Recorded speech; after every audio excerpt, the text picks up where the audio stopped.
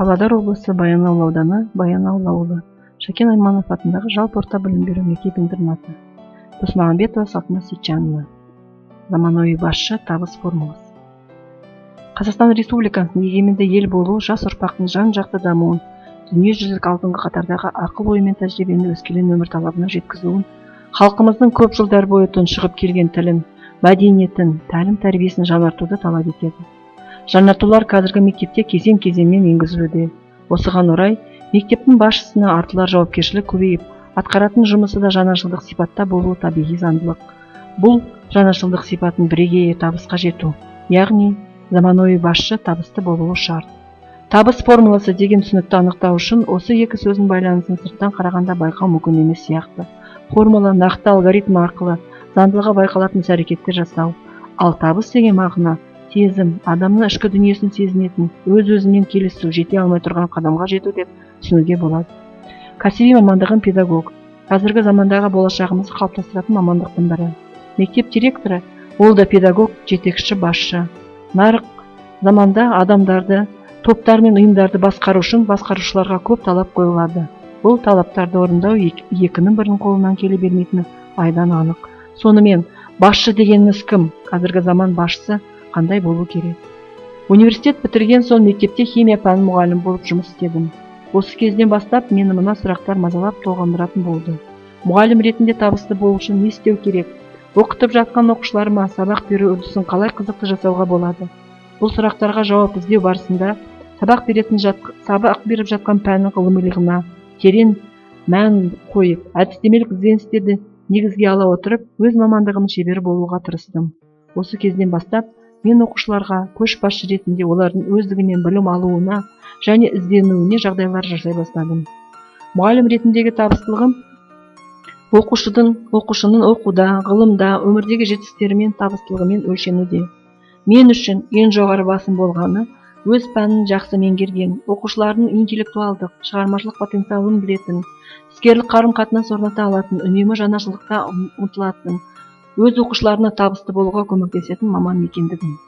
Осы көзқарасымды дұрыс деп есептеймін.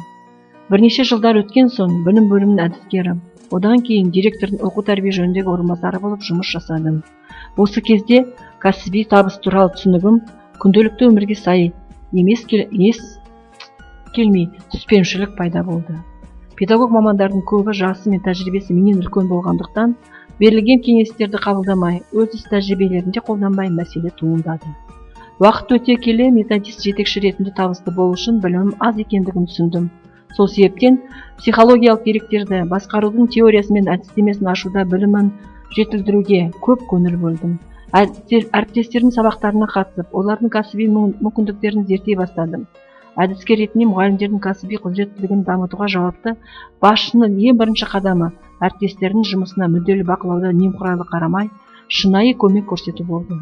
Тек қана кәсіби шеберлігіне қарамай, оның адами қасиеттеріне де назар аудару арқылы қарым-қатынас орнатылып, бір-біріне сенім мен өзара сыйластық пайда болатынына көзім жетті. Коммуникабелдік, әдептілік, әділдік, жауапкершілік, іскерлік қарым-қатынаста табысқа жету жолындағы маңызды қадам. Сонымен қатар директордың орынбасары болып жұмыс істегенде адамдарға сену жеткіліксіз екеніне көз жеткіздім. Оларға әдістемелік кеңестерде берілген теориялық білімді өз сабақтарында практикада қолдану арқылы жүзеге асыруы менің ойымша табысты қадам болып табылады.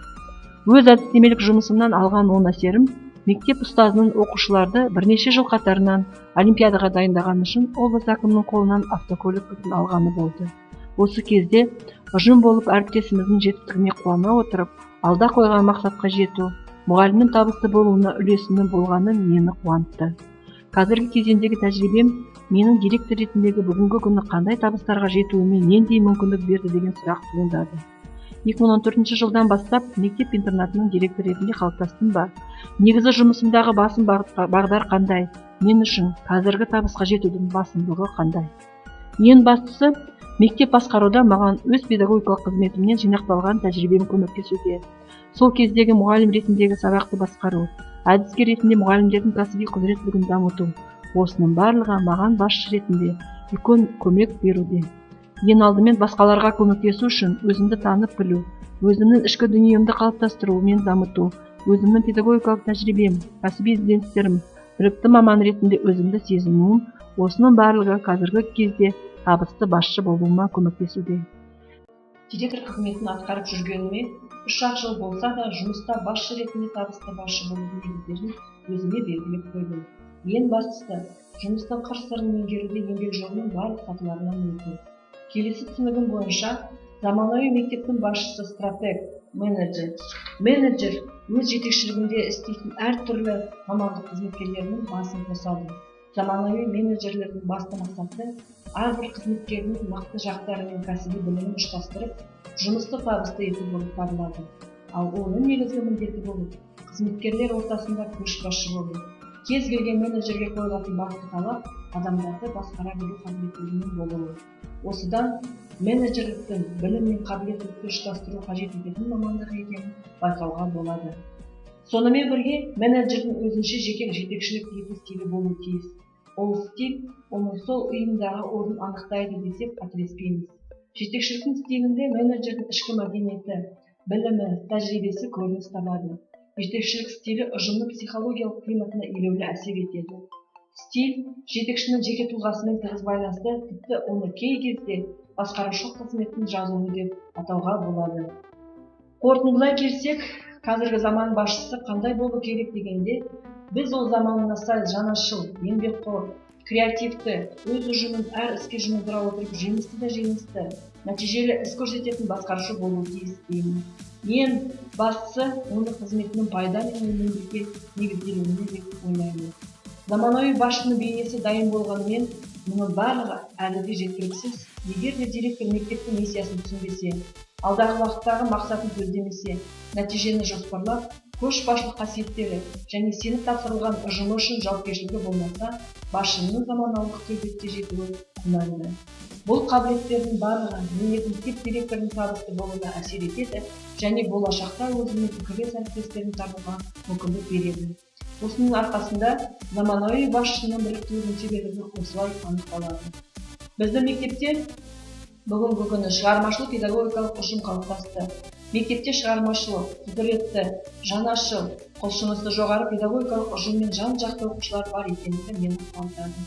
Мектептің басты миссиясы белгіленіп, қазіргі уақытта инклюзивті білім беру үрдісінде қолжетімді сапалы білім беруде. Басшы ретінде табысты екендігін көрсететін бірден-бір жетістік оқушылардың білім мен өнер спорт салаларында көштің алдында болуы. Мектептің даму бағдарламасына сәйкес педагогикалық кадрлардың жаңалыққа ұмтылуы, жаңартылған білім беру мазмұнын меңгеруде инновациялық жаңашылдықты өз тәжірибелерінде молынан қолдану, зерттеушілік іс-әрекетте белсенді көрсету. Осының барлығы табысты болуға жетелейді.